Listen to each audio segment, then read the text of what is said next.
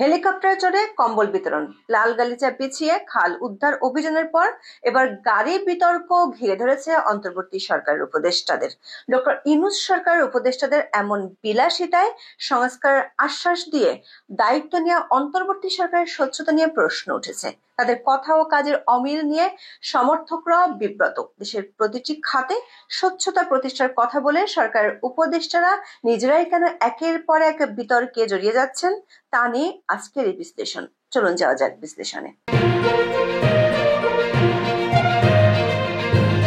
8ই August দায়িত্ব নিয়েছিলেন the Yunus team. কয়েক দফায় আকার বেড়ে এখন সেই টিমের সংখ্যা 22।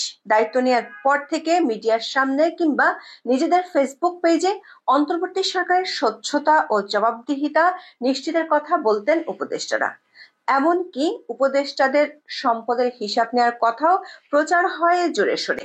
বিশেষ করে প্রধান উপদেষ্টা 25শে আগস্ট জাতির উদ্দেশ্যে দেওয়া প্রথম ভাষণে উপদেষ্টাদের সম্পদের হিসাব জমা দেওয়ার বাধ্যবাধকতার কথা বলেন। এরপর অন্তর্বর্তী সরকার উপদেষ্টা এবং সমমর্যাদার ব্যক্তিদের আয় ও সম্পদ বিবরণী প্রকাশের নীতিমালাও করে সরকার। নীতিমালার খসড়া 19শে সেপ্টেম্বর অনুমোদন পায় উপদেষ্টা পরিষদের বৈঠকে। 1 অক্টোবর জারি হয় নীতিমালায় বলা হয়েছে, প্রতি বছর আয়কর জমা দেওয়ার সবশেষ তারিখের পরের 15 কার্যদিবসের মধ্যে প্রধান উপদেষ্টার কাছে সম্পদের বিবরণী জমা দিতে হবে। সাথে তাদের স্ত্রী বা স্বামীর আলাদা আয় থাকলে তাও জমা দিতে হবে। এরপর থেকেই দফায় দফায় বাড়ানো হচ্ছে আয়কর রিটার্ন জমা দেওয়ার সময়। সেই সাথে হারিয়ে যাচ্ছে উপদেষ্টাদের সম্পদের হিসাব। খবর হলো, গত 5 ডিসেম্বর হানিফ বাংলাদেশী নামে এক ব্যক্তি উপদেষ্টাদের সম্পদের হিসাব বিবরণী জনসমক্ষে প্রকাশের জন্য চিঠি দিয়েছিলেন, কিন্তু সে চিঠির উত্তর এখনো তিনি পাননি। সবশেষ বাড়ানোর সময় অনুযায়ী 16 ফেব্রুয়ারির মধ্যে রিটার্ন জমা দিতে হবে। সে হিসাবে ফেব্রুয়ারির শেষ নাগাদ হয়তো সম্পদের হিসাব দিবেন উপদেষ্টারা। তবে এখানে একটি ফাঁক রাখা হয়েছে। নীতিমালায় উপদেষ্টারা তাদের সম্পদের হিসাব জানাবেন প্রধান উপদেষ্টাকে। প্রধান উপদেষ্টা সেই হিসাব জনসম্মুখে আনবেন না। কেউ চাইলে তথ্য অধিকার আইনের অধীনে তথ্য চাইলে সরকারের ইচ্ছে অনুযায়ী সে সম্পর্কে তথ্য দিবে। ফলে আদতে পাবলিক মানিতে চলা উপদেষ্টাদের সম্পদের হিসাব কখনোই সেই অর্থে পাবলিক করা হবে না। মানব জমিনে 3রা নভেম্বর প্রকাশিত এক প্রতিবেদনে বলা হয়েছিল, উপদেষ্টাদের পারফরমেন্স যাচাইয়ের উদ্যোগ নিয়েছেন প্রধান উপদেষ্টা ডক্টর মোহাম্মদ ইউনূস। উপদেষ্টাদের কাছে তাদের পারফরমেন্স সম্পর্কে জানতে চাওয়া হয়েছে, তবে তারপর কি হলো সে বিষয়ে আর কোনো তথ্য আসেনি সংবাদ মাধ্যমে। অবশ্য সরকারের পারফরমেন্স নিয়ে সংশয় আমরা খোদ প্রধান উপদেষ্টার মুখেই শুনতে পেয়েছি।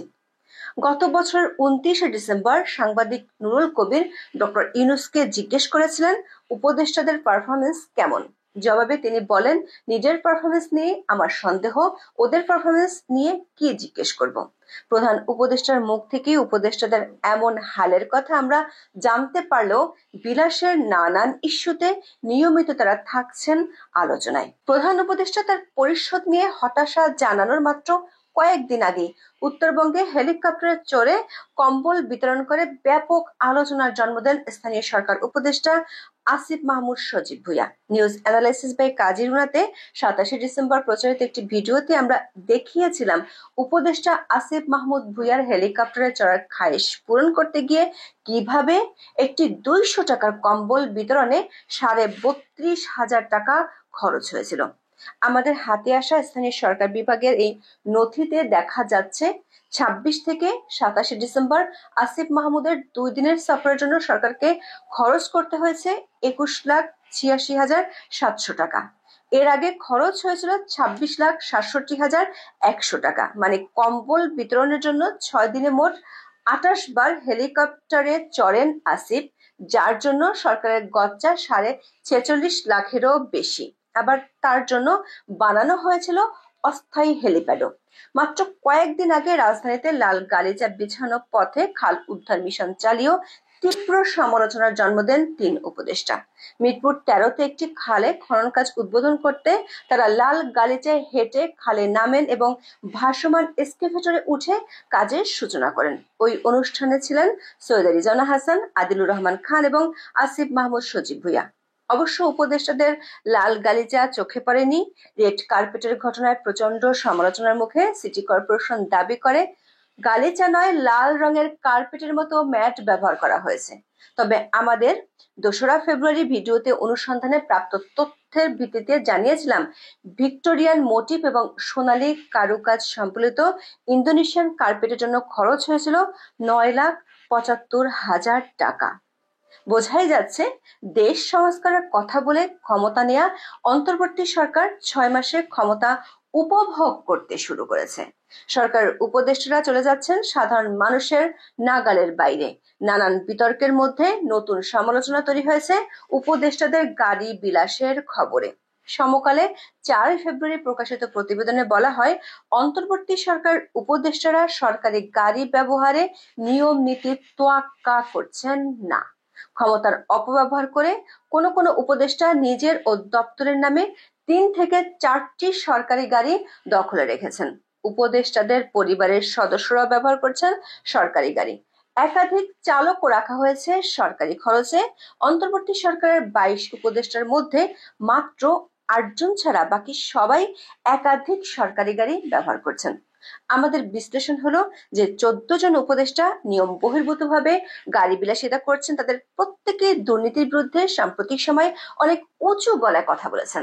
এই 14 জন উপদেষ্টার গাড়ির তেল খরচ বাবদ প্রতি মাসে সরকারের খরচ হওয়ার কথা ছিল 9.5 লাখ টাকা, সেখানে সরকারকে খরচ করতে হচ্ছে 16.5 লাখ টাকা।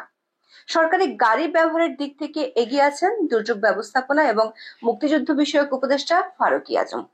তিনি ও তার পরিবার ব্যবহার করছেন 2টি সরকারি গাড়ি, আরো 2টি গাড়ি ব্যবহার করছেন তার পিএস এবং পিআরও। অথচ ফারুকী আজম উপদেষ্টা হওয়ার পর দুর্নীতির বিরুদ্ধে যুদ্ধ এবং সংস্কারের মাধ্যমে সবকিছু বদলে ফেলার ঘোষণা দিয়েছিলেন। চট্টগ্রামে 10 অক্টোবর এক অনুষ্ঠানে তিনি অতীতের সব অব্যবস্থাপনা ও দুর্নীতি দূর করার কথা বলেছিলেন। এর আগে 30 আগস্ট নোয়াখালীতে তিনি ঘোষণা দেন সরকারে যতদিন আছেন ততদিন দেশ সংস্কার চালিয়ে যাওয়ার। 1973 সালের the ministers and state and deputy ministers remuneration and privileges অ্যাক্টে বলা হয়েছে, মন্ত্রী, প্রতিমন্ত্রী ও উপমন্ত্রীরা সার্বক্ষণিক ব্যবহারের জন্য সরকারি একটি গাড়ি পাবেন। এর রক্ষণাবেক্ষণের খরচ দেবে সরকার। পরে সংশোধিত আইনে বলা হয়, জরুরি দাপ্তরিক কাজের জন্য কিংবা ঢাকার বাইরে নির্ধারিত সফরে গেলে অতিরিক্ত একটি জিপ গাড়ি ব্যবহার করা যাবে। দেশে বেহাল অর্থনীতির মধ্যে নিজের জন্য অতিরিক্ত সরকারি গাড়ি বরাদ্দ নিষিদ্ধ করতে ভোলেননি অর্থ উপদেষ্টা সালেউদ্দিন আহমেদ। সমকালের প্রতিবেদন অনুযায়ী তিনি একাই ব্যবহার করছেন 3টি গাড়ি। এসব গাড়ি উপদেষ্টা ও তার পরিবারের সদস্যরা মিলেমিশে ব্যবহার করছে। অথচ অর্থ উপদেষ্টা সাবেক সরকারের দুর্নীতি অনিয়ম নিয়ে কথা বলে যাচ্ছেন নিয়মিত। গত 30 নভেম্বর এক অনুষ্ঠানে তিনি বলেন, 15 বছরের অনিয়ম দুর্নীতি 3 থেকে 4 মাসে স্বাভাবিক করা সম্ভব নয়। আবার 19 ডিসেম্বর বলেছিলেন, বিশ্বের অনেক দেশেই চুরি ও দুর্নীতি হয়, তবে বাংলাদেশের মতো দুর্নীতি কোথাও নেই। এতদিন দেশে ক্ষমতাসীনরা টাকা ভাগাভাগি করে নিত আর সাধারণ মানুষ পেত উচ্ছিষ্ট। যুব ক্রীড়া উপদেষ্টা আসিফ মাহমুদ সজীব ভুঁইয়া জাতীয় ক্রীড়া পরিষদের গাড়ি ও পরিবহন পুলের গাড়ি ব্যবহার করতেন। তার পিএস ব্যবহার করতেন চালক সহ যুব উন্নয়ন অধিদপ্তরের গাড়ি। স্থানীয় সরকার বিভাগের দায়িত্ব পাওয়ার পর উপদেষ্টা আসিফ ও তার এপিএস স্থানীয় সরকার প্রকৌশল অধিদপ্তরের গাড়ি ব্যবহার করছেন। 3 জনের জন্যই সরকারি খরচে আছে চালক। সরকারের নিয়ম অনুযায়ী উপদেষ্টাদের জন্য গাড়ি বরাদ্দের নিয়ম থাকলেও তাদের ব্যক্তিগত কর্মকর্তাদেরও একই সুবিধা নেওয়ার ঘটনা বিরল। অথচ সরকারি কর্মকর্তাদের অনিয়ম দুর্নীতির বিরুদ্ধে নভেম্বরে কড়া বার্তা শোনা গিয়েছিল উপদেষ্টা আসিফের কণ্ঠে। সচিবালয়ে 28 নভেম্বর এক সভায় তিনি বলেন, সরকারি কর্মকর্তাদের দুর্নীতির বিরুদ্ধে কঠোর অবস্থান গ্রহণ করে কাজের ক্ষেত্রে স্বচ্ছতা ও জবাবদিহি নিশ্চিত করতে হবে। এর আগে সেপ্টেম্বরে ফেসবুকে পোস্টে তিনি হতাশা জানিয়ে লেখেন, মনে হচ্ছে আমাকে নিয়ে কেউ দুর্নীতির মহাসাগরে ছেড়ে দিয়েছে। সমকালের প্রতিবেদনে পার্বত্য উপদেষ্টা সুপ্রদীপ চাকমা, খাদ্য উপদেষ্টা আলিমা মজুমদার, সমাজসেবা উপদেষ্টা শারমিন এস মুর্শিদ, ধর্ম উপদেষ্টা আফামা খালিদ হোসেন নিয়ম বহির্ভূতভাবে একাধিক সরকারি গাড়ি ব্যবহারের কথা বলা হয়েছে। মৎস্য ও প্রাণী সম্পদ উপদেষ্টা ফরিদা আক্তার ব্যবহার করছেন নম্বরহীন একটি জিপ গাড়ি। বাড়তি গাড়ির জন্য চালকের বেতন থেকে শুরু করে তেল খরচ সবই বহন করছে সরকার। স্বাস্থ্য উপদেষ্টা নূরজাহান বেগম একটি গাড়ি বরাদ্দ নিলেও চালক পেয়েছেন 2 জন। দর্শক, নিয়ম ও আইনের শাসন প্রতিষ্ঠার কথা বললেও সরকারের উপদেষ্টা পরিষদের সদস্যরাই সেটি যে মানছেন না তা স্পষ্ট। প্রশ্ন হলো, তাদের জবাবদিহি আমরা কিভাবে চাইব? তারাই বা ক্ষমতার অপব্যবহারের কি ব্যাখ্যা দিবেন? আজ এ পর্যন্ত। সবাই ভালো থাকুন, সুস্থ থাকুন, নিরাপদে থাকুন। দেখা হবে আগামী পর্বে।